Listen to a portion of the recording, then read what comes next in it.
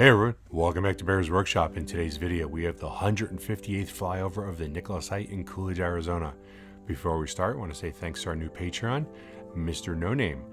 Somebody is a new Patreon at the Baby Bear level and they don't have a name.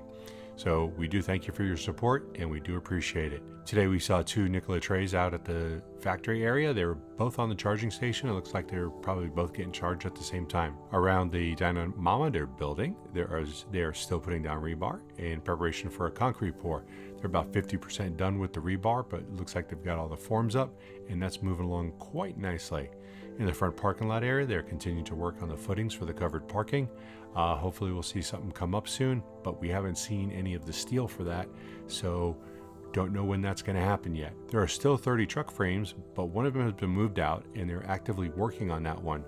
Just working on the end of it. I'm not sure what they were doing, but I assume that this will be the next one to be brought in, and that will put us at 29. That means they brought in 5 frames this week. The security building has had the foundation poured and we should see the steel start to rise real soon. Our next live stream of the Nikola site will be on Monday, so please be there to check it out, and you could chat and talk and ask questions or say anything that you want.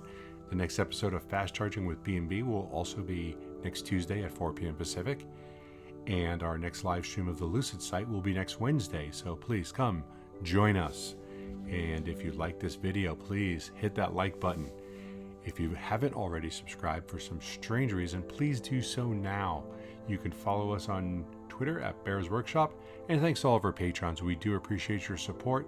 Now, let's go fly.